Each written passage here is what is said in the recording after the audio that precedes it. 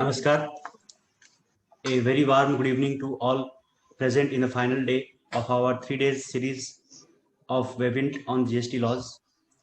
Today's resource person, CMA Amit Kumar Sarkar sir and CMA Vishwanath Bhatt sir. Past chairman of the EIRC, CMA Devashish Shah sir. Past chairman of the chapters, senior members, MC members of Bhubaneswar and all other chapters at Odisha, academicians and stakeholders.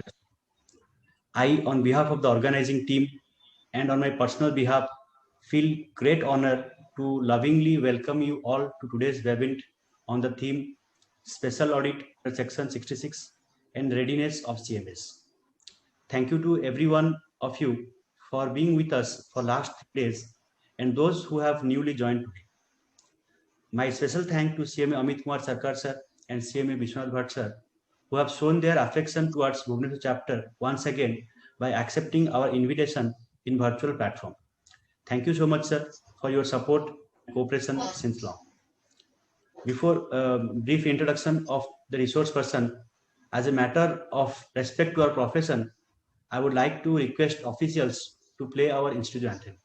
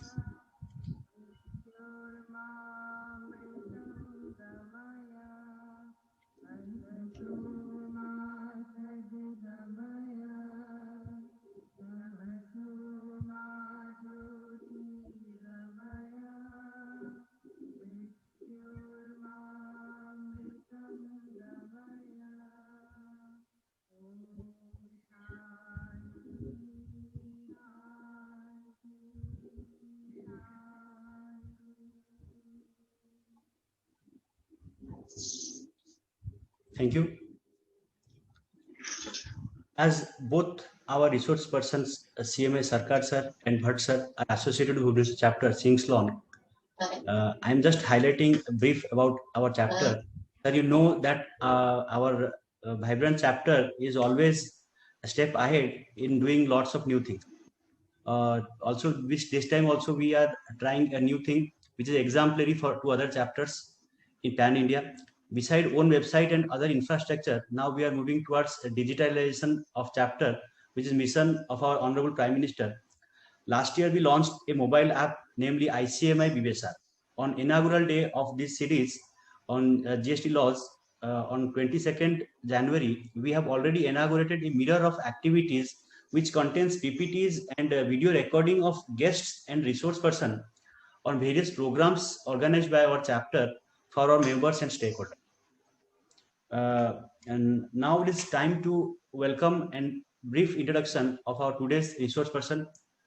I heartily welcome you, sir, on behalf of Bhubaneswar chapter and all other chapters of Odisha.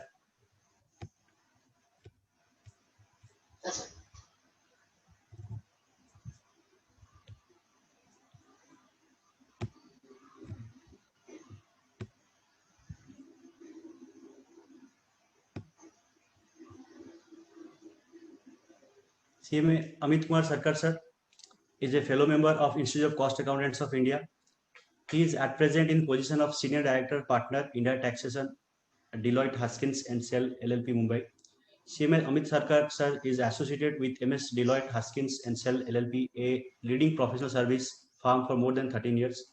He has post-qualification experience of more than 22 years in the areas of India taxation, accounts, and commercial functions. He is an active member in professional circle, namely the Navi Mumbai chapter of Cost Accountant and the Western India Regional Council of the ICAI. Thank you, sir, for accepting our invitation and supporting us. Next, CMA Vishwanath Bhatt, sir. CMA Vishwanath sir is a fellow member of Institute of Cost Accountants of India. He is a practicing cost accountant since more than 15 years. He has specialized in costing in the field of electrical, mineral, automobiles, garments, solar, and etc. He held various positions in Bangalore chapter like secretary, vice chairman, and chairman of Bangalore chapter. He has rich experience in the areas like costing, budgeting, MIS, VAT, central excise, income tax, service tax, internal audit, and GST. He is a cost auditor to Bharat Heavy Electricals Limited, one of the largest PSUs in India. Apart from this, he is a private consultant and auditor to the private sector MNCs. Thank you, sir, for accepting our invitation and providing your support to us.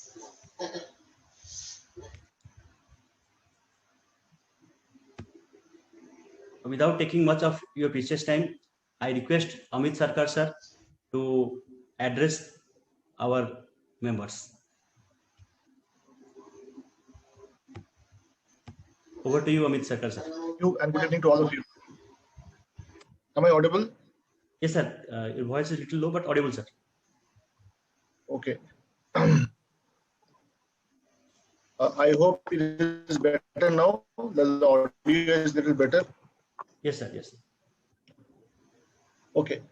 Good evening to all of you who have joined this session, and a warm welcome to all of you on behalf of me and my co-speaker, Vishwanath Bhatji. At the outset, I would like to sincerely thank the Bhubaneswar chapter for extending the invitation to speaking on this occasion. As like the previous years, I think 2019 we were in Bhubaneswar to attend the national seminar on taxation. 2020 changed the world, and I don't know whether this will be the new norm going forward also. But hopefully we should be able to meet sometime early next year.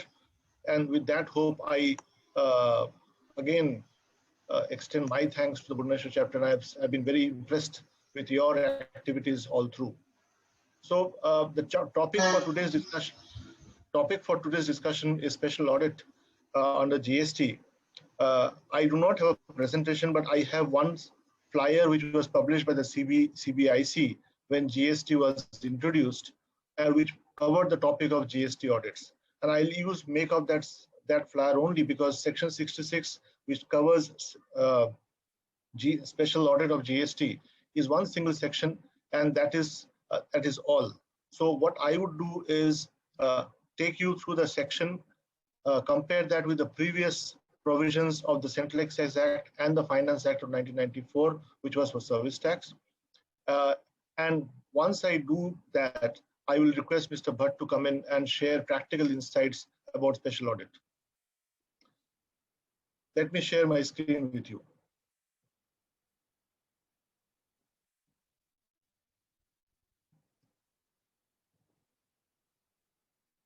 Mukesh, please let me know if my screen is visible. Visible, sir, visible. Okay, thank you. Sir. Okay, now we all know that GST has three types of audits. Okay, now the audits that we know in GST, one is all well known to all of us, which is the annual GST audit, which is required to be done by a cost accountant or a chartered accountant for every financial year, which is mentioned over here, right? So GSTR 9C is the form by which any registered SSE whose aggregate turnover has crossed 2 crore Indian rupees, they have to undertake a GST audit annually by a cost accountant or a chartered accountant, and that cost and chartered accountant is required to furnish a statement and a certificate under form GSTR 9C. The second type of audit, which we all know, again, happens from the department themselves. That is, the department conducts audit of the SSCs. Earlier, it was known as EA audit because that is how it started. Excise audit and excise audit also, EA audit also covered service tax. However, in GST, we will be calling it a GST audit by the GST officials.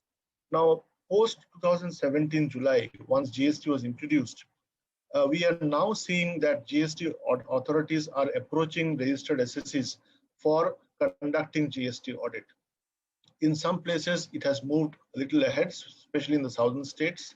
But where I come from, Mumbai, it is not as fast as of the southern states. But again, things have started moving for departmental GST audit also. The third type of audit, which is the topic of our discussion today, is the special audit. Now, this is the one which I am talking to.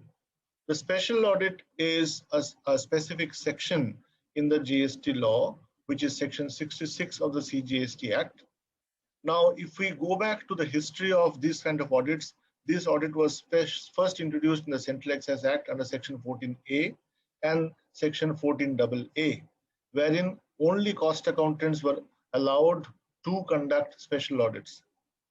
Thereafter, the sections were also extended to chartered accountants, and in Finance Act 1994, we had a specific section, section 72, which covered the special audit for service tax assessees. Now, what is the reason why the authorities require a special type of audit in addition to the audits that we have discussed just ahead? If you look at the requirement of section 66, it talks about that if during the stage of scrutiny, inquiry, investigation, or any other proceedings, that means the department might be conducting a scrutiny of a registered person, or an inquiry of a registered person, or carrying out an investigation, which could be under the preventive investigation or anti-evasion investigation, or any similar proceedings. In those cases, if there are technical things or there are complex things which are quite complex for the departmental officers to handle, in those cases, they can nominate a cost accountant or a chartered accountant to conduct a special audit. Now, what are the areas? If you look at, again, the procedure which is given in section 66, which is quite similar to, and I would say almost identical to earlier section 14A and 14AA and section 72 of the Finance Act.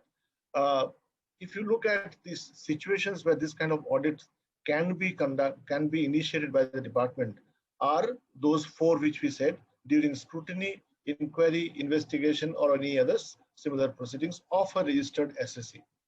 In that case, who is going to invite this or initiate this action? That will be initiated by an officer not below the rank of an AC or an assistant commissioner, who could be the jurisdictional assistant commissioner or deputy commissioner for that particular SSE.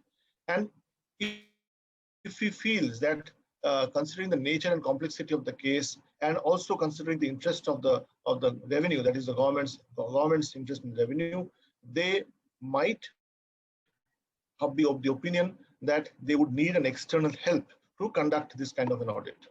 Now, what are the situations? The situations we have discussed, in which cases they may invite, and what are the reasons for inviting such an audit? The reason could be that the value has not been correctly declared. Now, this is a very, very, very broad term. The value has not been correctly declared means what? The value of the tax, the value of the supply has not been declared properly in the GST returns, and consequently the tax has been underpaid, or tax has been short paid, or the tax has not been paid at all. Now, in what situations this may arise? The SSE may feel certain transactions are outside the ambit of GST, and therefore he has not declared the value. The SSE may feel that he was entitled to claim a abatement, or he was entitled to claim a concession, and therefore the value was declared was less, or the value declared was less because he claimed an exemption from a taxable service. Now, all these could lead to incorrect disclosure in value, consequently resulting in short payment of tax or non-payment of tax. Second situation is where the input tax credit is not availed within normal limits. Now, this is again a very broad term. Credit avail is not within the normal limits. If you go back to the earlier section 14AA, now what was section 14A of the Excise Act? That talked about the situation where the value has not been declared correctly. If you go to section 14AA of the Central Excise Act, that talked about SENVAT credit. And in that particular provision, they had said that if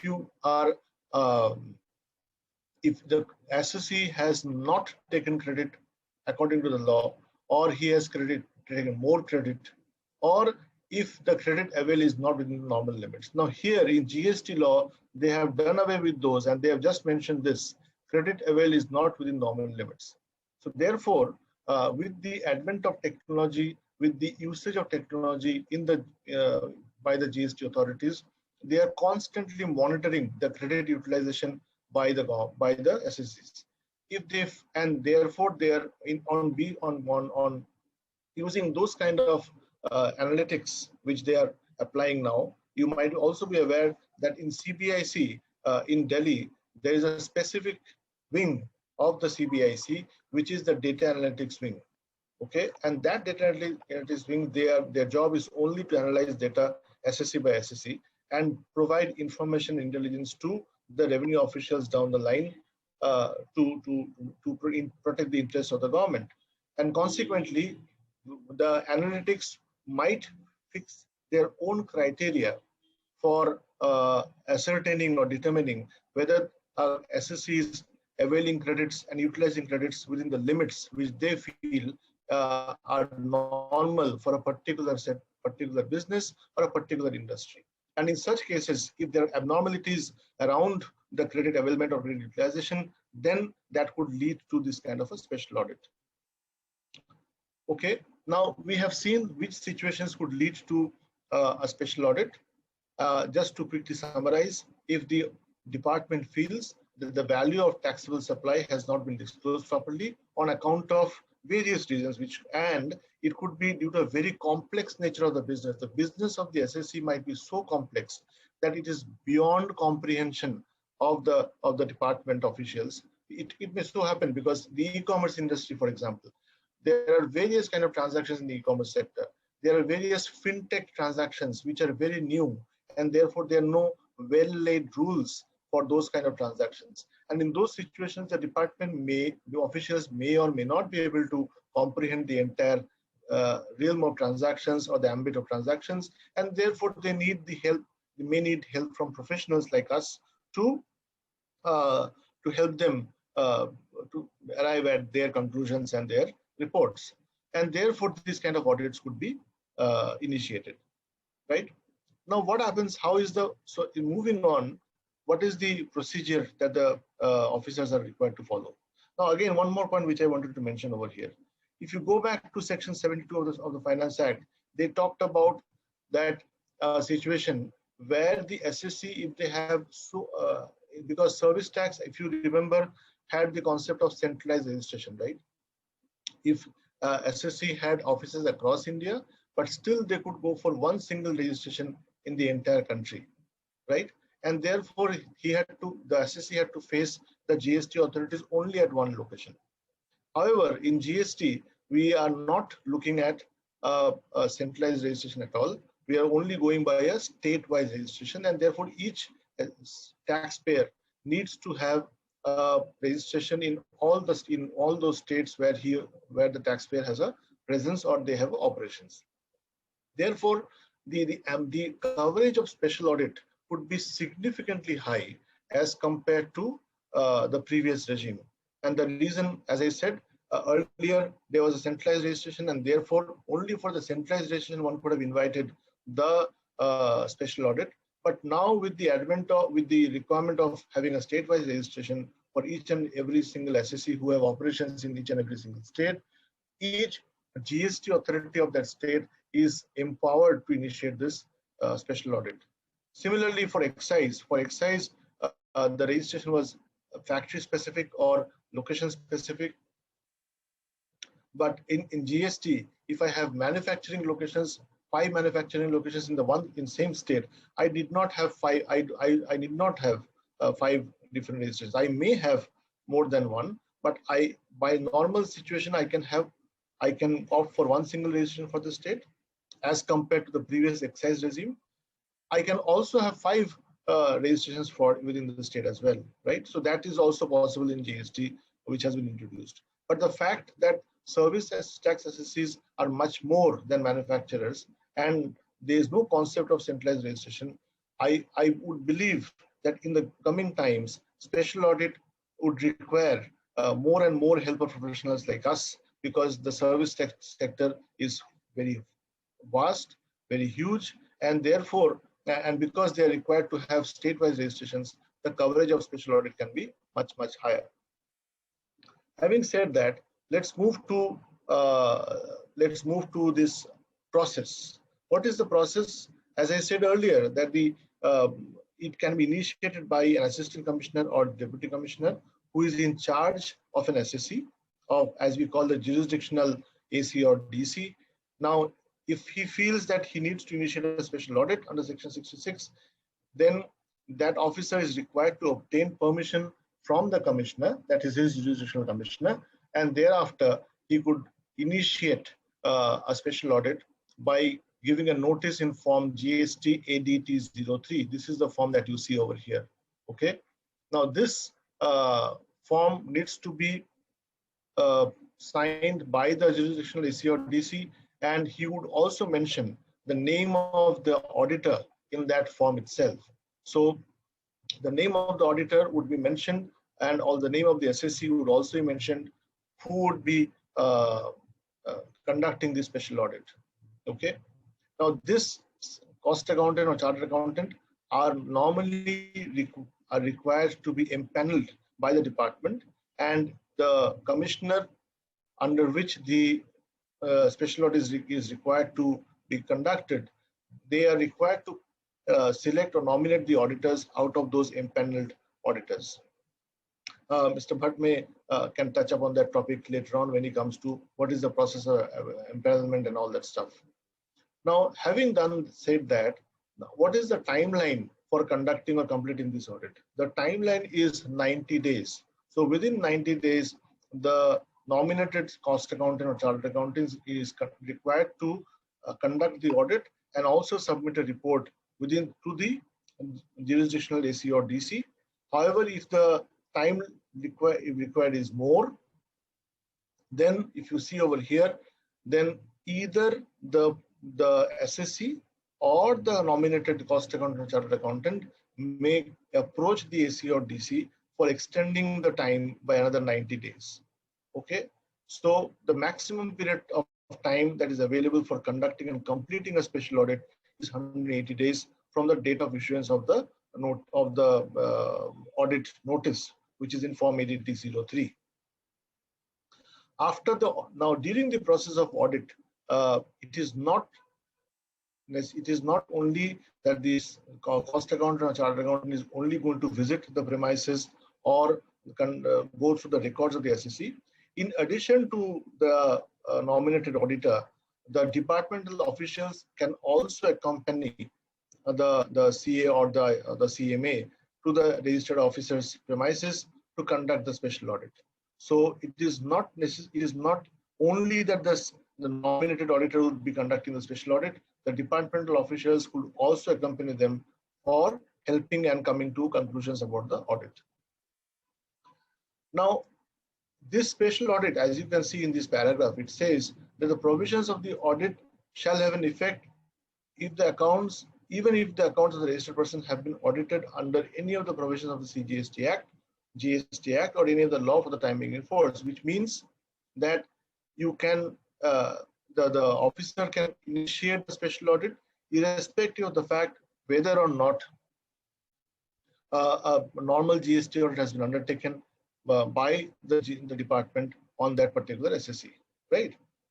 After having done that, after the audit report is, draft audit report is submitted by the nominated auditor, then the SSC is also given a chance, like in all other EA audits, as you would have seen. In EA audits, normally the draft audit report is shared with the auditee, that is the taxpayer, and then that auditee is called by the commissioner to discuss the audit points. And after having discussed the audit points, if the SSC does not agree with any of the observations which requires him to pay additional tax along with interest, in those cases, the department can issue a show cause notice or could have issued a show cause notice to the auditee. In this situation also, in the special audit situation also, the draft audit observations are required to be, or the audit report is required to be shared with the auditee, that is the taxpayer. In addition to that, they are also required to be given an opportunity of being heard by the AC or the DC, and after which that AC or the DC, the audit observations are going to be finalized. Now, what is the outcome of this audit? The outcome of the audit could be that if the SSC is found to have short paid tax or underpaid tax or utilized or availed or utilized incorrect input tax credit, in those cases, the department could issue show cause notice under Section 73 or Section 74 of the CGST Act, right? Having said that, now what is the role of the nominated auditor, that is the CMA or the CA? The role of the auditor is, or it ends with submission of the audit report. Now, he or he may be also called by the department officials for discussion once the auditee gives his response and for closure of the points. But the primary responsibility ends once he submits his report from his end to the jurisdictional AC or DC. However, that depends on the nature of the involvement of the auditor depends on what kind of points have been unearthed from the audit, what kind of observations have been drafted and noted in the audit report, and what are the kind of issues which require deliberations among the auditor, auditee, and the GST officials. Having done that, then the auditor, the nominated auditor, can say that my job has ended. So typically, it may go beyond the point which I'm trying to bring in over here is, we saw that the point time limit is about 180 days. However, it may well go beyond 180 days because closure of an audit and culmination of a show cause notice could take more time than that. Okay. Now, how does the auditor gets paid? Now, all these provisions that we are discussing are part of single section, as I mentioned, Section 66. There is no other section of special audit in the CGST Act. Now, who is going to bear the expenses of the audit?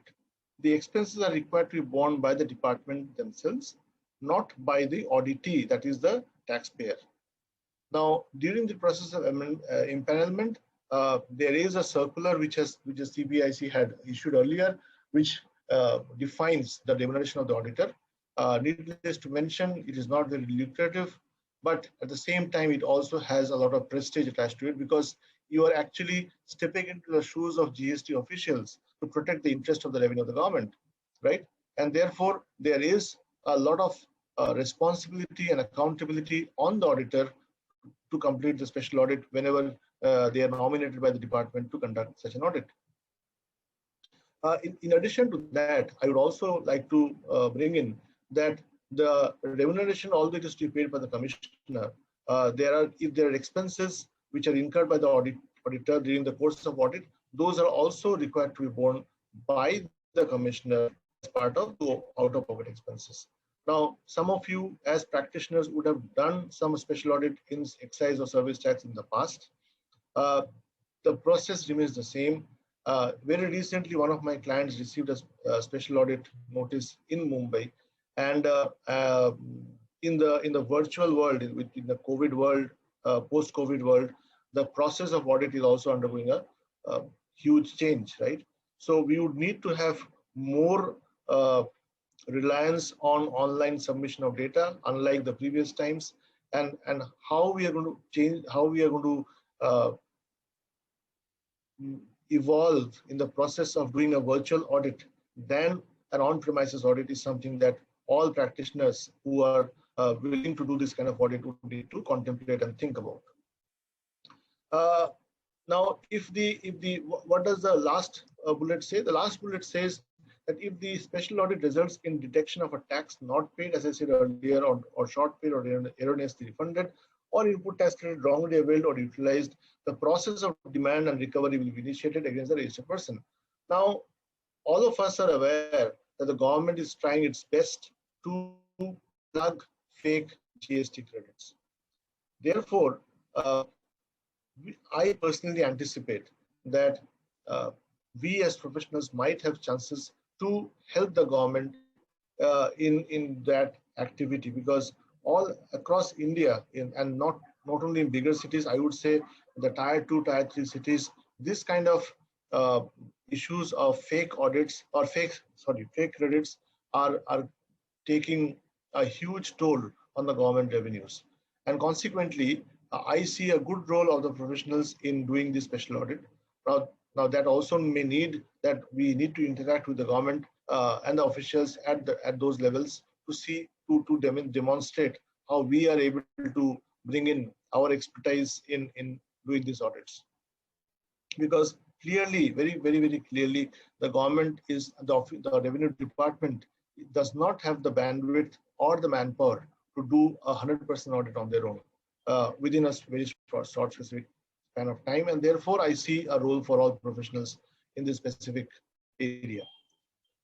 So this is all about Section 66, and if you have any questions now, I can take those questions maybe for next 3 to 4 minutes before I invite Mr. Bhatt to come in and share his thoughts on the practical insights for practitioners on special audit.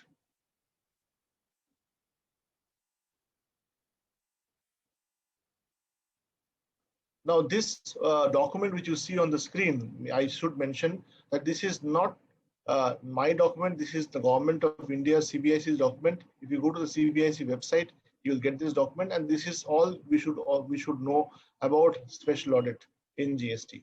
So this is easily available in the GST website, along with all the flyers which were published in 2017 during introduction of GST. And I thought this is the best possible document to read to know special audit, what it is all about.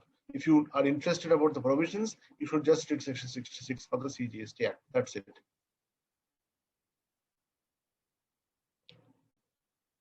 So if there are questions, I'm staying back. If there are questions, we can take it after Mr. Bhatt shares his thoughts. And may I now request Mr. Bhatt to come in and make his presentation, please.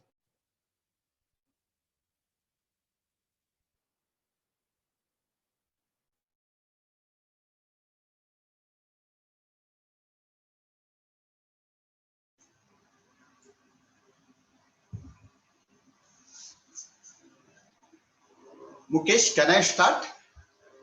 Yes, sir. Sir, you start, sir. Okay. Good evening to everybody. Before starting, I will congratulate Niranjan Mishra. Because of him, we are here. That we 100% sure. See, he has taken a charge of taxation head. He has done lot of things. At the time of introduction of the GST, whatever vibration institute has created, because of that, we are able to get the GST audit. And also, because of vibration, all our practitioners, we are able to get the GST files also. Really, I am very much thankful to Niranjan Mishra. Then, if you talk about Bhubaneswar chapter, really you people are doing wonder, no doubt at all. With the able leadership, Mukesh Choubey, young and energetic and smart Mukesh Choubey, he is leading Bhubaneswar chapter now. You people are doing wonder, no doubt at all. Then before that, I want to remember Padi sir also. See, really, along with Niranjan Mishra, you people and Padi sir, they have done lot of good things. And whatever you have conducted national seminar on taxation, I will never forget. Really, it is equivalent to national conference of our institute. Then I am once again very much thankful to Secretary of the chapter and past chairman Shakdidhar Singh sir and Bibal Janal and each and every member of Bhubaneswar chapter and ladies and gentlemen. Now we will go to the practical aspect and challenges and readiness of CMAs regarding special audit. I don't have, I have a PPT that is bullet points. Then we will discuss the practical aspect. It should not be one way. I need lot of inputs from you people also. If you are having a query or if you are having a suggestion, we will discuss, no problem.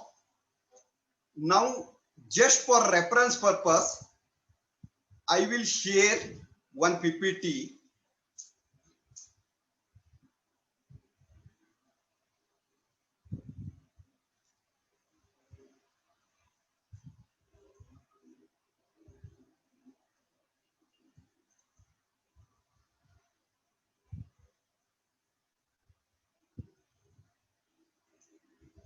One minute, just I want to share the PPT.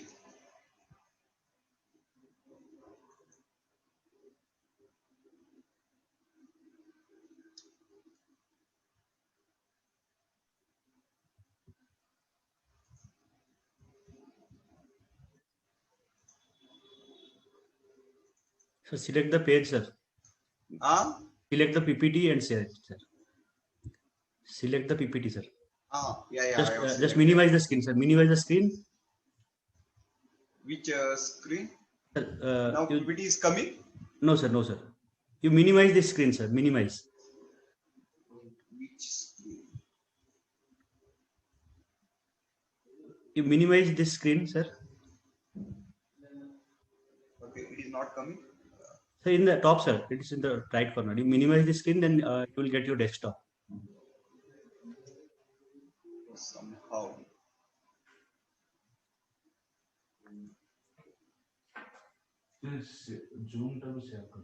So you have shared the Zoom, yes, sir. Now it is okay. No, sir. You know, what happened?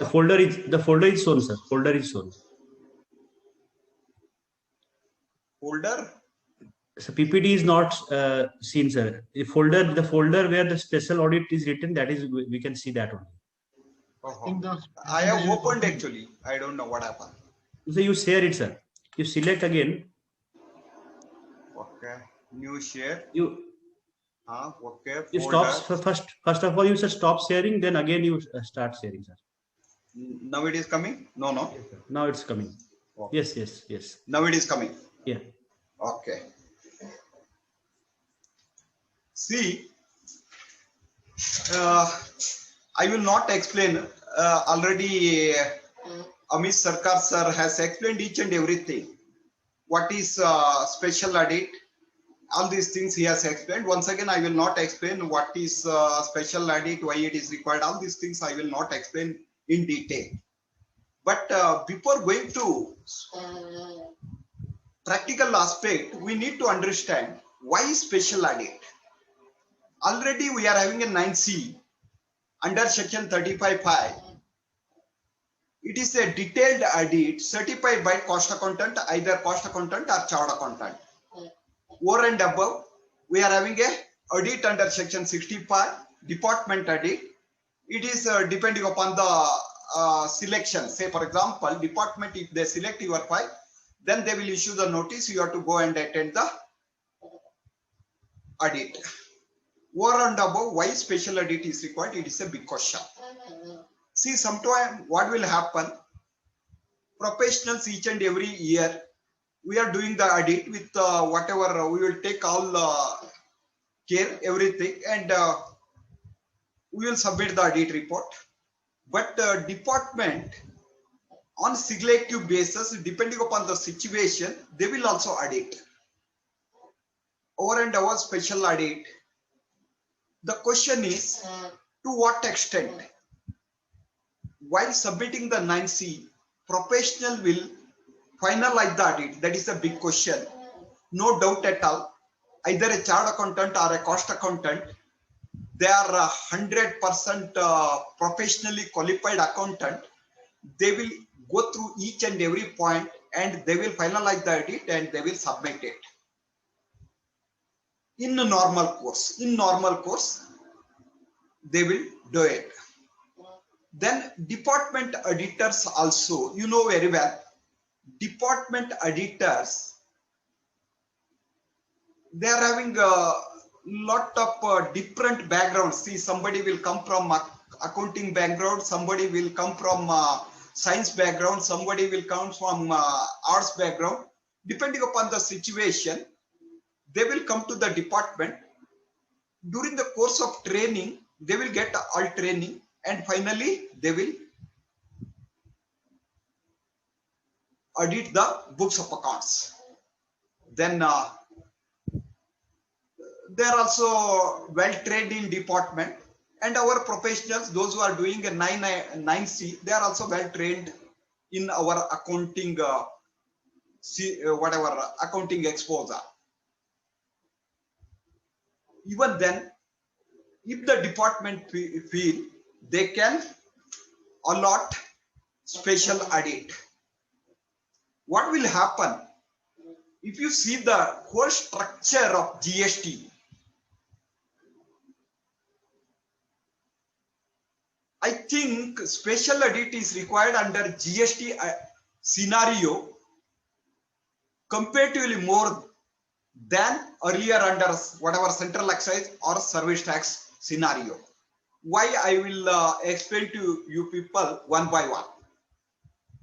If there is a complexity of the business and authorized officer opinion that the correctness, okay, correctness of the turnover, if he is having a doubt, then only special audit. Okay, other definitely special audit is not required.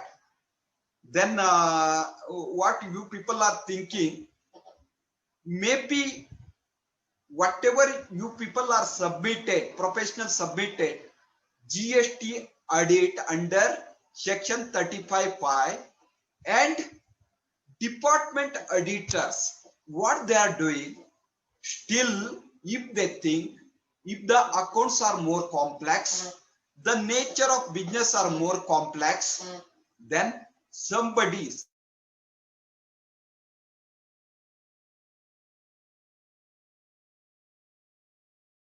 that file for special audit. Then what are the situation? Say turnover declared, whatever turnover declared in either in 3P or annual return or whatever it may be, it is not correct. Okay, either taxable turnover or exempted turnover, whatever it may be, turnover declared by the assessee is not correct. Okay, they are having a doubt. Refund claimed, taxes paid, input tax availed and utilized, and as the assessees his compliance with the provisions of the acts and rules thereunder. Okay, if the officer is having a doubt about the correctness of all these things, then automatically special audit is required if they feel. Okay, it is a option of the assessing authority, assessing authority or an officer. Then automatically what they will do, they will appoint some special auditor, either chartered accountant or a cost accountant. Within 3 months they are supposed to complete the special audit. Otherwise maybe they can take another 3 months time. Even assessee can take another 3 month times. Finally within 6 months you are supposed to submit the special audit report to the assessing authority, that officer. Whether whatever you are submitting special audit report, whether it is a final, say for example you are finalizing, say for example assessee has has to pay additional 50 lakh liability, whether it is a final? No, it is not final. After getting your audit report, officer will analyze your audit report. Mukesh Chobe, my voice and audio and video is okay? Yes, sir. Yes, sir. Okay, sir. No problem, no? Okay, good. Okay, in between somebody want to ask the question, they can ask, huh? No problem. See, what they will do, after getting the report, they will analyze each and everything. After analyzing each and everything, finally they will issue the show cause notice under section 73 or 74, depending upon the situation. I need to explain what is section 73 and 74, because if they issue notice under section 73, always I will feel it is little bit okay, because penalty is less. Okay, what are the situation in which they are issuing notice under section 73. You have declared all your output or input in your books of accounts, 100%. Due to some clerical mistake or maybe some misunderstanding of law or whatever may be the reason, okay, you have declared all your input and output properly in your books of accounts, but you have, due to some reason, you have paid less tax, then they will issue the notice under section 73, because you have maintained the books of accounts, all the books of accounts are correct, okay, but due to some reason, okay, some misclassification of turnover, all these things, okay, maybe you have paid taxes less, than at that situation they will issue the notice under section 73 automatically. If they issue the notice under section 73, then before issuing the show cause notice, if you discharge the tax liability, then there is no question of penalty. But if they issue show cause notice under section 74, automatically they will levy the penalty. What is section 74? In section 74, intentionally, if you have evaded the tax, if you have not paid the tax, if you have taken additional input tax liability, then they will issue the notice under section 74. Okay. Finally, we are submitting the audit report, special audit report to the assessing authority. He will analyze and he will issue the notice. Automatically, after issuing the notice also, we are having an option to reply to the notice. Okay, with sufficient evidence, you have to reply to the notice. Either it is a section 73 or 74. Absolutely no problem. You can reply. Based on your reply, if you are able to satisfy the officer, well and good, there is no question of liability. If you are unable to satisfy, then automatically liability will come. Okay, then what will happen? Maybe they will mention in audit report, special audit report, 10 points. Okay, so and so, output 5 points, input 5 points, so and so 10 points, you are not paid the tax liability. What assessing authority will do? He will verify each and every point.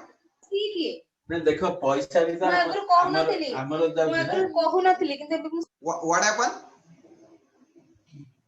Participants are requested to please mute your audio. What happened, sir? Some participants have unmuted audio. Please continue, sir. Now it is okay. They are not asking question, no? Okay. No, sir. No, sir. Okay, no problem. Okay, then what they will do? You know very well. Under GST scenario, they are issuing first audit note. Under regular audit, under section 65. After issuing the audit note, maybe you will agree all 10 points. Otherwise, maybe you will agree for 5 points. Remaining 5 points, you will not agree. Then they will issue the show cause notice, and finally, you will reply to show cause notice, and they will pass the order. Again, at that, if you want to go for appeal, you can go for appeal. That is the regular audit process under section 65. Under 66, you are cost accountant, practicing cost accountant or chart accountant, they are submitting the report. After submitting the report, they will analyze. Officer, out of 10 points, if he want to issue the show cause notice for all 10 points, he will issue the notice to all 10 points. Otherwise, say some of the out of 10 points, maybe he will feel 2 to 3 points. Okay, there is no question of liability. Then straight away he will leave it. He will issue the notice for 7 points. Then after issuing the notice, if you reply, if you are able to convince the officer, maybe he out of 7 points, maybe he will drop 3 to 4 points, or he will drop all 7 points. If he is ready to drop all 7 points, well and good, or otherwise, you will reply. After your reply, he will pass the order for 4 points. Again, at that, you are having the option to go for appeal, or you can discharge the tax liability. Okay. Now, see, now we are able to analyze what is special audit and how we will do it. everything we are able to follow it. Now, as a professionals, our readiness as a CMA, our readiness, that we need to discuss now. According to my opinion, just now regular audit has started. Okay, see, some of the CGST officer, they have issued the notices. State officer, just now they have started to issue the notices. Some of the audit, just they have issued the notice. People, professionals are attended the audit. After attending, maybe they have issued the audit note, and after replying the audit note, maybe they have issued the show cause notice, and after analyzing the show cause notice, maybe few officer, maybe they have issued the final order. Okay. Nowadays, I am also attending so many audit, but special audit, I think only Bombay and Delhi, only two states, I don't know exactly, only two states, they have issued the notification for empanelment. Okay. For doing special audit, you have to empanel with authorities. They will issue the notice, public notice. After receiving the public notice, what you have to do, you have to empanel with the department. After empaneling, they will select somebody and they will give an audit to you. See, once they have started the audit, during the course of audit, maybe they will feel then some practical difficulties. At that time, they will call you. Our practical purpose, we will discuss cost accountant. Okay, they will call cost accountant. Then before taking the GST special audit, what type of exposure we need to have, that is more important. Say, for example, we are at par with other professional in GST. Each and every corner of the act and rules and notification and circular, you have to analyze along with your regular return and books of accounts. Okay, then only you are able to handle the special audit. It is not a big job. Day to day, whenever you are doing the job, you have to analyze the notification, act, rules and circulars. Then along with that, nowadays you know very well, for each and everything people will go to the advanced ruling. That advanced ruling also better to analyze. Then nowadays, slowly one by one, you are receiving High Court and Supreme Court decisions. Okay, all these things you need to analyze. First, one by one, we will discuss GSTR 3B in relation to GSTR 1, 2A and 2B. You know very well. You are filing GSTR 1 first before 11th. Then you are filing GSTR 3B. In support of that, earlier there was a, you need to analyze 2A. Now you need to analyze 2A and 2B. Okay. 2A and 2B means whatever credit you are getting, automatically you are able to download from website. Your credit, you can cross verify with your books of account. That is possible. Okay. That and 2B. In so many forums, I have asked the department officials, sir, 2A, if you see today 1 lakh, tomorrow it is 1,10,000, day after tomorrow it is 1,20,000, how I am relying upon your 2A? Then they suddenly, maybe they have analyzed all these things. Suddenly they have come with a 2B. 2B, you know very well.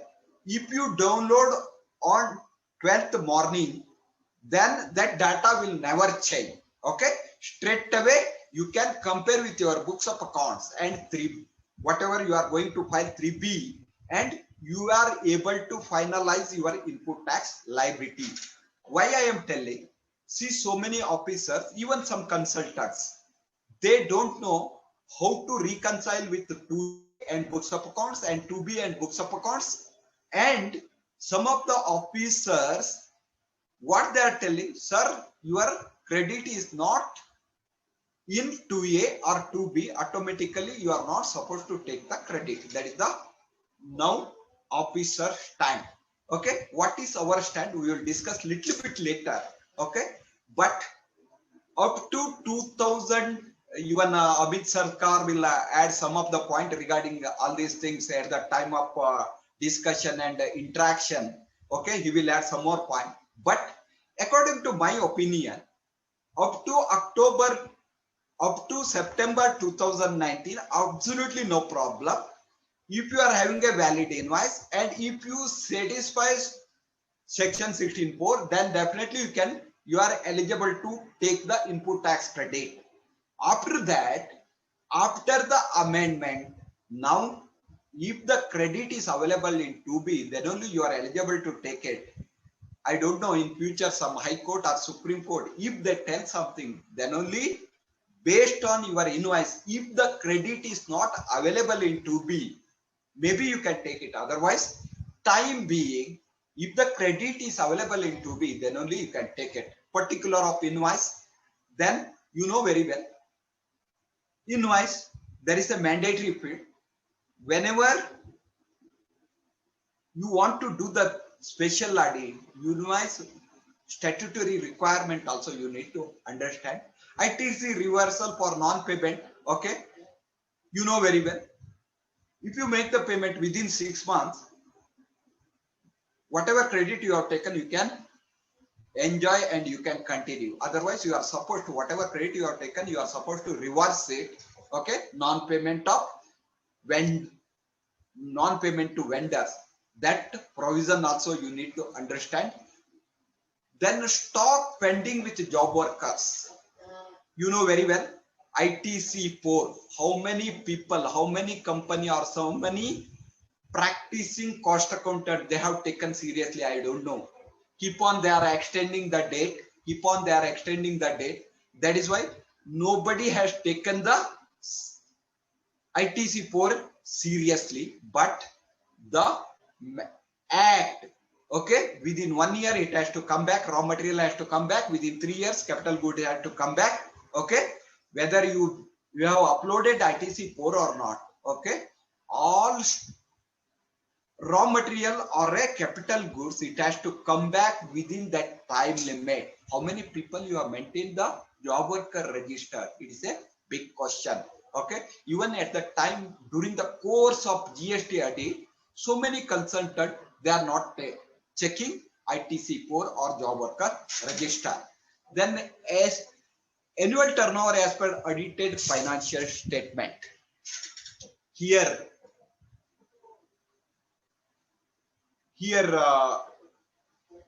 I think we need to understand some of the accounting standard and Ind AS, all these things.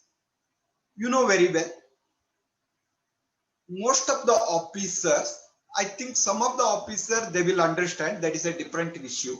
Most of the officers, what they will do, sir, you have declared 100 crores turnover in financials, but your GST return is showing only 90 crores. Why?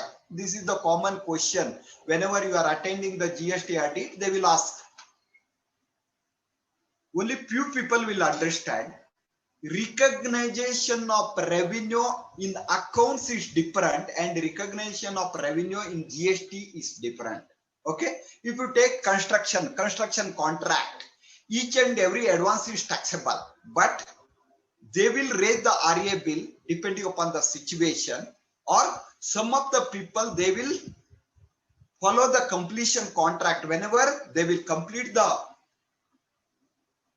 project, at that time they will bill it. There is a huge variation between the whatever turnover declared in financials and turnover declared in GST authorities. And you know very well, at the time of introduction of the GST, advance against the goods as well as service was taxable. Now only advance against the service is taxable. Even that also will come into RICO. Then financial statement, turnover declared in financial statement not match with GST return, maybe department authorities will not understand all these things. At that time, they will allot that file to special audit. But we need to understand, we need to analyze. We have to reconcile the financial turnover along with GST turnover. Okay, all these things, it is an input for special audit. Then reconciliation of ITC declared in 9 and against the expenses booked in the audited annual financial statements and books of accounts. Okay, reconciliation of ITC, it is a big job. As already I have explained, you each and every, see, normally what I will do, my people, whenever they are going to audit, I will explain to them. Whatever right side of the P&L account, if you maintain the books of accounts in T form, those who are maintained in tally, okay, otherwise revenue and expenditure, right hand side, automatically turnover will come, other income will come. That is your outward. Okay, once again, reconciliation, subject to reconciliation, outward. Then left hand side, you are supposed to get the input subject to some exception. Okay, that is P&L account. Say purchases, definitely you will get the input subject to.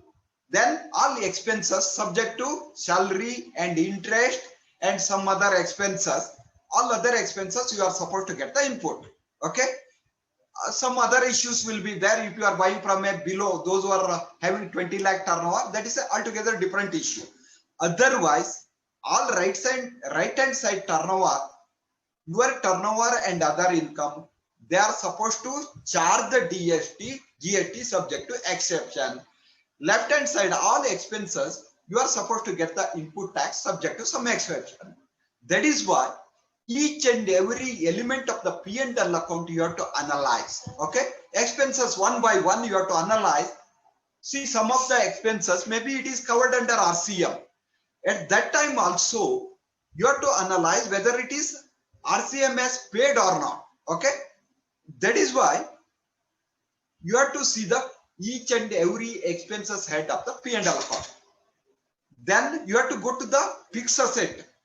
In fixed asset, addition to fixed asset, you are getting the input subject to some exception, like immovable, you will not get the credit. Machinery, you will get the credit. Like that, you have to analyze the addition to fixed asset and deletion to fixed asset. Deletion to fixed asset, you are supposed to discharge the tax liability. This is the balance sheet analysis you have to do it. P&L account analysis you have to do it.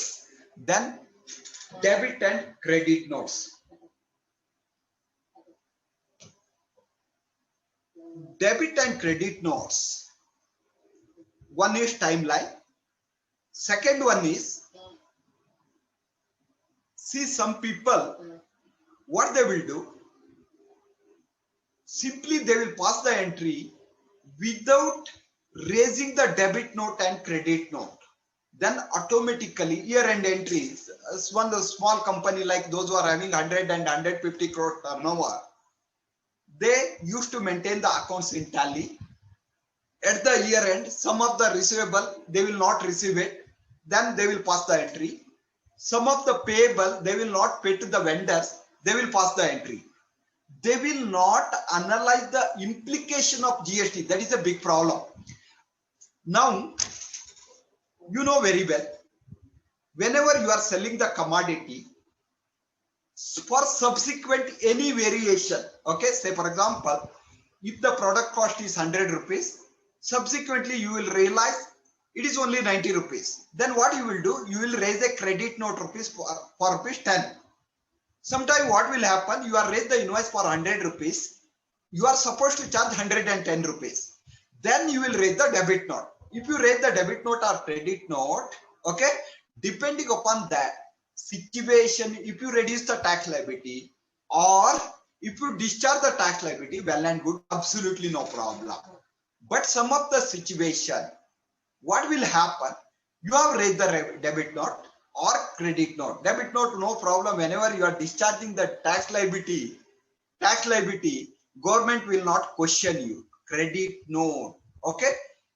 whenever you are raising the credit note, you are reducing your tax liability.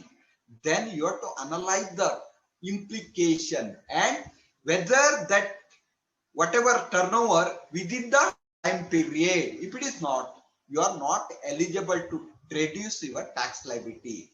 That also you have to see. Then while analyzing your accounts, whenever they have passed the return back of creditors or write up of sundry debtors, all these things you need to analyze. Okay, in support of that, whether they have passed the credit note or debit note, that you have to see. Otherwise, each and every entry will automatically GST impact. Okay, maybe you are supposed to say, pay some liability. If the company having multiple patches, state-wise trial balance. Nowadays, I am handling around 4 to 5 big corporate. They are having all multiple branches. I am doing only Karnataka GST audit. I am attending to department. Whenever I will go to the department, they will ask, sir, I need Karnataka P&L account. I need Karnataka balance sheet. I need Karnataka trial balance. If I talk to the company people, sir, we don't have that type of practice. Okay. See, so many expenses, I can't identify along with the branches. That is what they are giving a reply. At that time, okay, what is the impact and what is the implication, whether it is possible to give the state-wise P&L account or balance sheet or state-wise trial balance. If you give, what is the position? If you not give, what is the position? All these things we need to analyze. Okay. Now one by one, only few examples I give, because if I analyze whole trial balance and P&L account, it will take another 1 or 2 hours. That I will not do it. Okay. Maybe at the time of discussion, Amit Sarkar, he will share some of his practical exposure.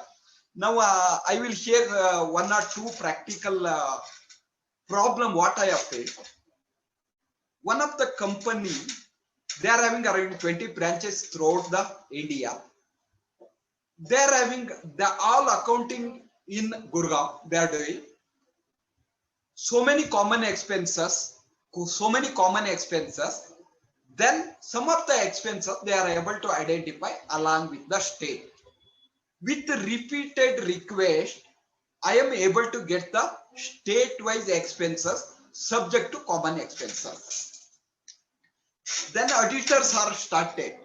Okay, sir, you have booked these expenses in Karnataka, but you have taken a credit in Maharashtra. Because all these things, while booking the expenses, common expenses, it will happen. Then some of the expenses, what happened? It is a common expenses. They have booked in Gurgaon. They have not apportioned that common expense to each and every state. Then automatically, some of the state will not get the revenue. Automatically, that state will question. Second point. Third point, while analyzing the 3B input tax credit, they are unable to compare with all these expenses voucher along with these inputs. Okay, see, so many vouchers they are unable to produce for verification during the course of audit. They are unable, whether it is relating to Karnataka or Maharashtra or some other state. All these practical problem, whenever you are attending the audit, you are facing.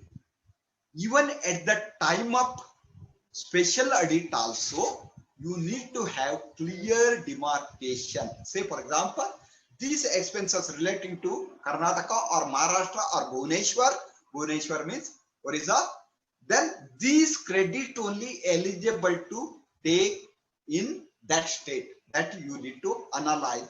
For that, first you need to analyze the trial balance, P&L account, and common expenses. All these things. It is a really maybe in future a lot of issues will come regarding this.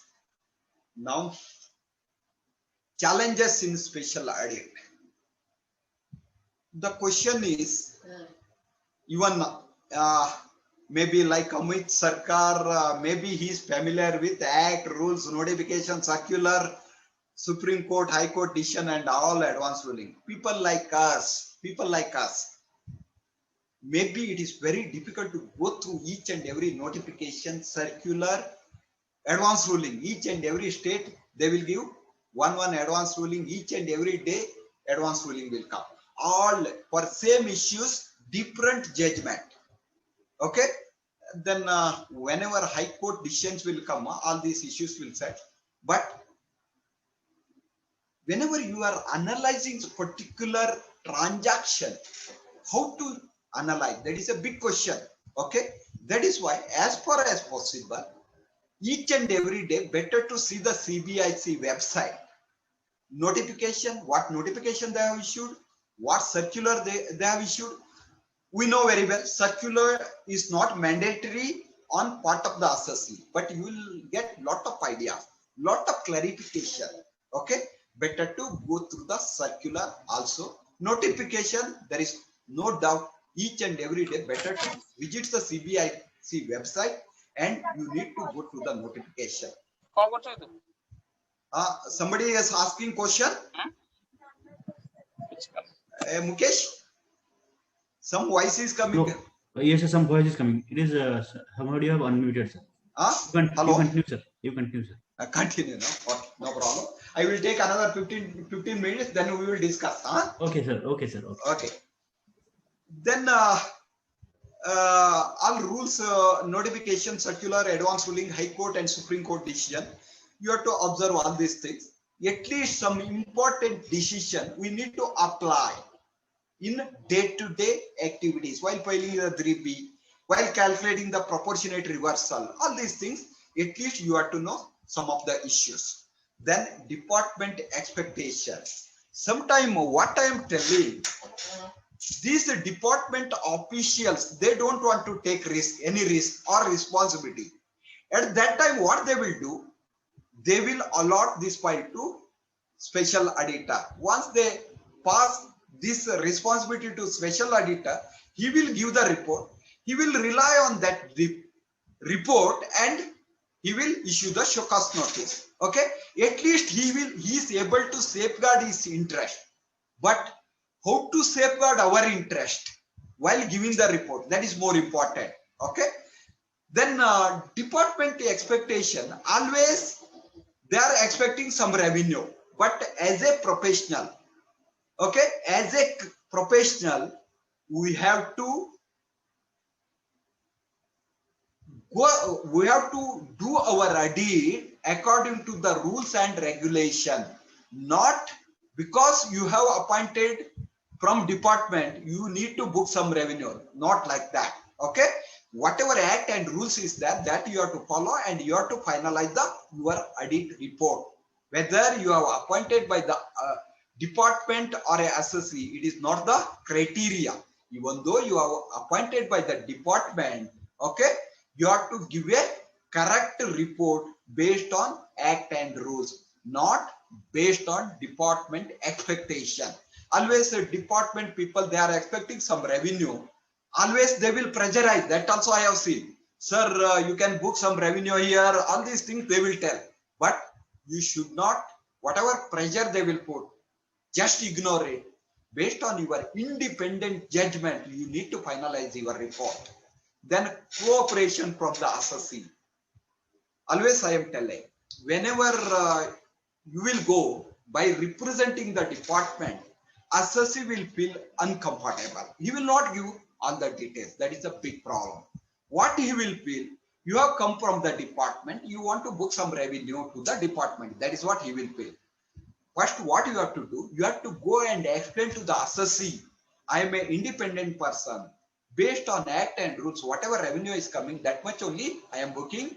I am not the spy of the department. That is what you need to convince to the assessee. That is more important. If you are able to convince to the assessee, then only you will get cooperation.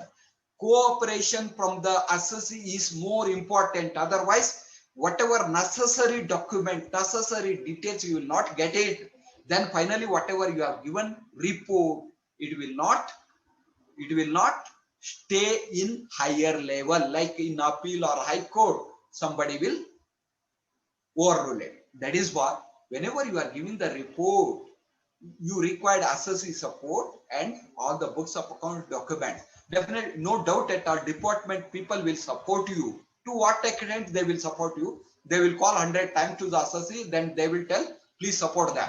But you will not get proper support. That is why first you need to convince, I am not a department employee or a department representative. I am an independent person appointed by the department. That's all. Then time limit 3 months plus extended 3 months time. That is depending upon the assignment. If you are having a lot of audits, maybe it is very difficult to manage. That is why you have to allot proper timeline to this audit, because it is a time bonded. Within 3 months you need to complete it. What will happen? They will allot to you. Then after getting the client details and you are interacting with the associates, they will tell, sir, I am busy with accounting and accounts finalization, balance sheet, all these things. They will give an appointment after 1.5 months. Then maybe you will get only 1.5 months. It is very difficult to manage the timing. That is why always you have to manage the timing. That is also more important. Then complexity in accounting software.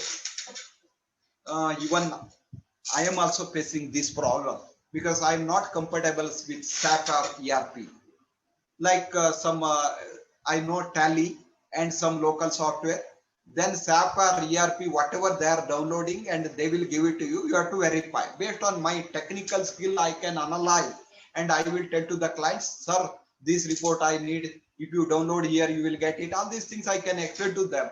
But it is very difficult because see, software, sometime if you download proper report, it will give all picture. Otherwise, it will not give. Then automatically you are unable to finalize your report. Then value. See, always special audit, complexity and volume. Wherever there is a big value, you need a big support from your assistants or your partner or whatever it may be. Sometimes there is a big value. Whenever while taking your audit, okay, you have to be analyze how big it is, whether I am able to handle it or not. All these things you need to analyze. All these things are big challenges. It is only few examples. Over and above also, you are facing lot of problems. Okay, but we have to overcome, no doubt at all. Okay, it is a golden opportunity to our profession. We have to do it. Okay, there is no other alternative. And young professionals, they are compatible with software and computer, all these things. I think I am advising all young professionals, please, whenever this notice will come, please enroll yourselves for empanelment. And whenever you are getting the audit, please do it. And if you are unable to do it, take some advice of seniors. In Bhubaneswar, you are having a lot of seniors like Niranjan Mishra, Padi sir, and Bimal, and a lot of other people also there. Take their help, and if you finalize 1 or 2 audit, then automatically you are able to manage. All other process in special audit, all other process department will do it. Only you have to do the audit and you have to submit the report to the department authorities.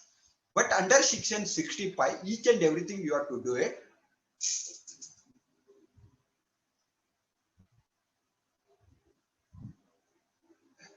Each and everything you need to do it.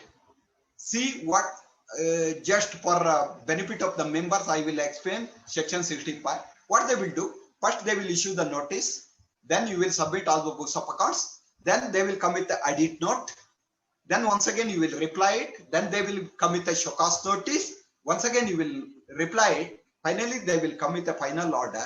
Whether you will discharge it or not, that is a big question. Okay, you can go for appeal or you can discharge it also. And in each and every stages, at the time of audit note, at the time of show cause notice, at the time of order also, you can discharge the liability and you can come out. Okay, depending upon the situation, depending upon the complexity and depending upon the position, better to take that decision. Even small things, if you go for appeal, it will cost you more. That is why professionally you have to judge it and you have to take the decision. Then I am having the last slide. Then we will go for interaction and whatever discussion. Some of the latest issues, ocean freight. Okay, you know very well. If you receive any service from non-taxable territory to taxable territory, that is taxable. Whenever you are importing the goods, you are supposed to discharge the custom duty along with IGST. Whenever you are discharging the IGST, while calculating the IGST and custom duty, custom authorities will calculate the custom duty and IGST including freight charges. But nowadays, department people, they are issuing the notice to the each and every assessees. This transaction, ocean freight, whatever you have paid, okay, what they will do, on valuation 100 rupees, they will book 10 rupees as a freight charges. On that, they are discharging the 5%. You are supposed to discharge 5% if you agree. Otherwise, you can go for appeal. That is possible. Almost all assessees, whatever I am attending audit, they have issued the audit show cause notice, but I have not discharged the tax liability. Gujarat High Court clearly said, okay, it is a duplication. Already you have discharged the tax liability on freight charges and custom duty and IGST. Hence, there is no question of tax liability. That is what Gujarat High Court said. Maybe what will happen in Supreme Court, we don't know. After that, better to quote the Gujarat High Court decision and better to fight with. No need to discharge it. And those who are claiming MEIS scheme 2% benefit is there, that you have to include whenever you are reversing the input tax liability, proportionate reversal, whenever you are doing that, you need to apply it. Okay, while calculating the total turnover and exempted turnover, okay, you need to include this refund amount also. That you need to include it while calculating the exempted turnover. This is also some of the clients, they have received the notice. Then input tax eligibility relating to 2A and TP 2B. At the time of discussion, we will discuss a little bit. Even now, I will tell a little bit. Say, according to my opinion, up to September 2019, absolutely no problem. Even though department people will disallow some extent, it is not appeared in 2A. No need to worry. Just please tell, I am satisfying all the input tax requirement. I am having a valid invoice. I have received the goods or services. Okay, they have filed the return and they have discharged the tax liability. Hence, I am eligible to take the input tax credit. That is what I argued. But maybe after October 2019, it is very difficult to argue it. Okay, maybe now better to analyze your 2B and better to take or better to reconcile the input along with the 2B. Only to the extent of 2B you can take the credit, balance amount. Better to follow up with your vendors, and if they upload, whenever they are uploading, it will appear in 2B. Then once again you will get the credit. Okay. Thank you very much to Bhubaneswar chapter. Now, if anybody is having some question, I will clarify it. Then I will join with Amit Sarkar and whatever a little bit discussion, and once again we will interact also. Thank you very much, Mukesh Chobe, and thank you very much to Bhubaneswar. Thank you, sir. Thank you, sir. Sir, we have some questions in the chat box. Ah, very good, sir. No problem. Please ask. Sir, the first question is from Kedar Patra. In GSTR 2B of December 20, ITC of April 19 invoice is uploaded. Can ITC take in GSTR 3B of December 20? Okay. Sarkar sir, you will clarify, or otherwise I will clarify? Now I will clarify, then okay, we will go to the discussion.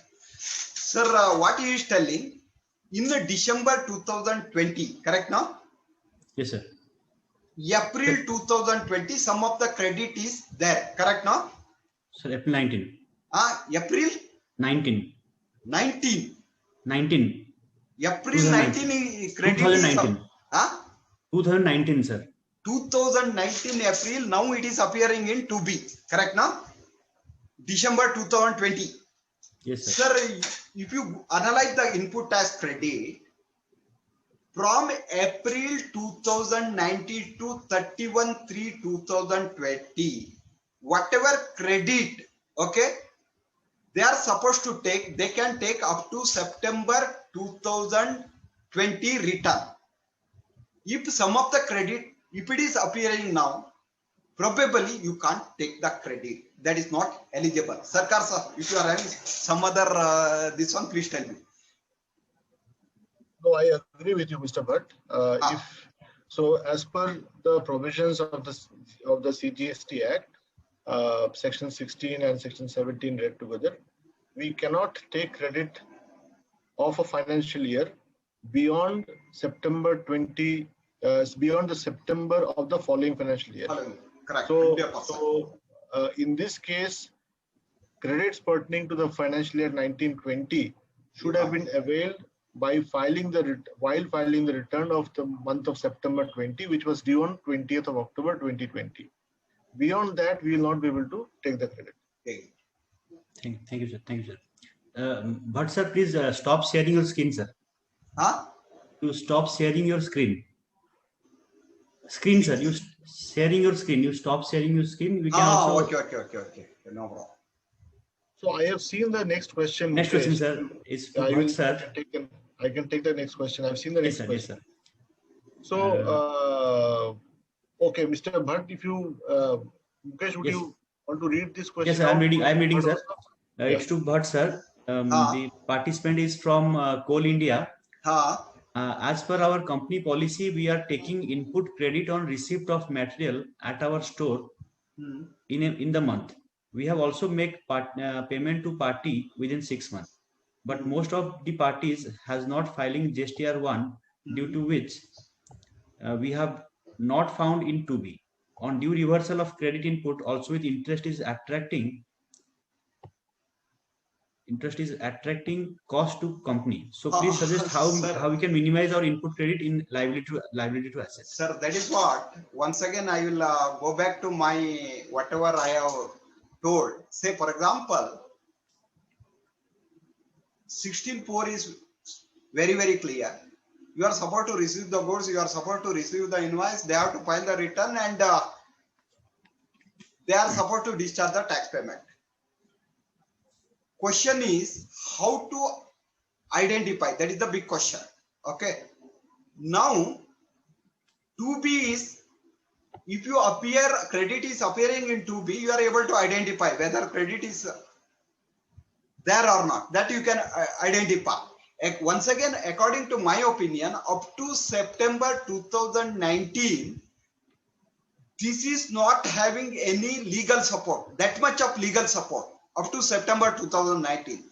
After the amendment, if somebody not discharge the tax liability, if it is not appeared in 2B, then definitely they are not eligible to take the credit. Sir, Amit Sarkar. Yeah, if I may add, see, you have mentioned the conditions for availing input tax credit, and what you have mentioned is making a payment to the parties within 6 months from the date of the invoice. Yes, that is true. Now, in addition to that, as Mr. Bhatt was highlighting, a rule has been amended or introduced, Rule 36, subrule 4 in the CGST rules, which was 9th of October 2019. That rule specifically says that we also need to ensure or check whether the suppliers on whose invoice we are going to take the input tax credit, they have availed, they have filed their returns due under Section 37.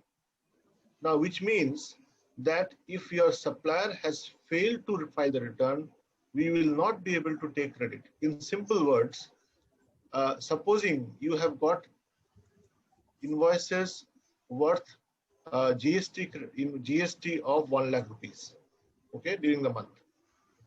Out of that, you find that only invoices worth GST of 80,000 rupees is coming through the GSTN portal. That means their vendors have filed their respective returns and therefore it is appearing in GSTR 2A. The balance 20,000 will be called as mismatched credit or unmatched credit. And we will not be able to take credit unless and until the vendors of those invoices are filing the returns. Now that rule has again been subsequently amended. Initially, the government said they would restrict the utilization or availment of credit of mismatched invoices up to 20%. Then it was reduced to 10%, and now it has been reduced to 5%. So, and therefore, the thumb rule which is coming out is we can take credit on those invoices which are completely matching. That means those are flowing through the GST returns. Otherwise, we will not be able to take credit. One more dimension which has been added now with e-invoicing which has come in. With e-invoicing, all the invoices are required to flow through the GSTR 1 to GSTR 2A once the invoices have a IRN or a QR code, invoice reference number or a QR code. Now, even in spite of that, so that means you will find those invoices in your GSTR 2A because they are already e-invoices. However, even in those cases, we will not be entitled to take the credit of those invoices unless and until the vendors file the returns. So that's a very important clause which has been introduced. And if you do not take that, if you do not ensure in your GSTR2, in your GSTR matching report, you need to have one column, what is the date of filing of return by the taxpayer. If that is your vendor. If your vendors are filing the returns post 11th or post the due date which is of GSTR1, which is 11th of the next month or the previous month, then for GSTR1s which are filed on or after 12th of the next month, you can only get the credits for in the next month and not in the month where you're calculating. That is also an important thing that you need to keep in mind. So to answer your question, in a practical situation, if you have to ensure that you do not suffer a financial loss on account of non-filing of returns by your vendors, 2-3 things that you can keep. One, in all your purchase orders, insert a clause that you will not release the payment of GST unless and until you get the GST or the vendors file their required GST returns. Second thing that you can do is, unless and until when you in the accounts payable process, you can introduce a procedure that you will only release payment of GST only when you can file the matched invoices through the GST portal. And third, if the invoices are not filed within the time and you are going to suffer a financial loss, in order to overcome that situation, you can take a position of not releasing GST payments for some vendors at least, who are habitual defaulters or who are regular defaulters. In those cases, you can say that we'll only release invoices of GST portion of the invoices once and only they file their GST returns and you're able to take the credit. Because without filing of returns by your vendors, there is no provision which can save us post October 19th, 9th October, to be precise, 9th October 2019 for availing GST rates. Thank you, sir. That is why, see, what you can do, if it is within the 5%, you can extend up to next September, within 5%. Otherwise, definitely it is not eligible. Next question is related already. I think you have answered. Sir, your voice is not clear, Mukesh. Sir, next question I think is related question. How to get input credit in time if customer will not file GSTR1 in proper time? I think this is. Sir, I think with this question is already. Yes, sir. Yes, sir. It is answered, sir. It is related one, sir. Related one. Okay, next one is, can you tell about the late fees and penalty for filing ITC for job work after due date? There is no penalty as such as of now. Okay, sir. Okay. Okay. As of There is now, no they have not penalty. There is a any late filing penalty. fee. There is no There is only a fees late also. filing fee. No, No, no. but that was waived off initially, Mr. Bhatno. Correct. Sir, see what happened, ITC 4 initially keep on they have extended, then they for 2 years they have waived off. Now also people are not filing, they have not put any penalty as of now, even Correct. late fee also. Sir. Next one is, sir, what will be the end result if ITC taken as per payment basis, ignoring GSTR 2A in monthly and GSTR 3B return? Sir, repeat the question. What will be the end result if ITC taken as per payment basis, ignoring GSTR 2A in monthly GSTR 3B return? That is what, see, if you take the credit based on books of accounts at the time of audit, whatever not appeared in 2B, definitely they will disallow it. And also, if you get the credit after 1 year, within that limit, they will calculate the interest. Say, for example, April return, if you get the credit in December, they will calculate the interest for 9 months. You are getting my point, no? Say, for example, April, they are supposed to upload it. You have taken credit based on your books of accounts, but they have uploaded in December. Then definitely you are eligible to take the credit, but for differential month, maybe they will calculate the interest. Then subject to that 5% provision is there. Say, for example, if the 2B credit is 100 rupees, you can take up to 105. That is possible. At the year end, you have to reconcile. Sir. Okay, sir. Any other question? No, sir. There are no more questions. If somebody want to talk also, they can talk. If they want to some more points or whatever. I think no questions more. Okay, then we should.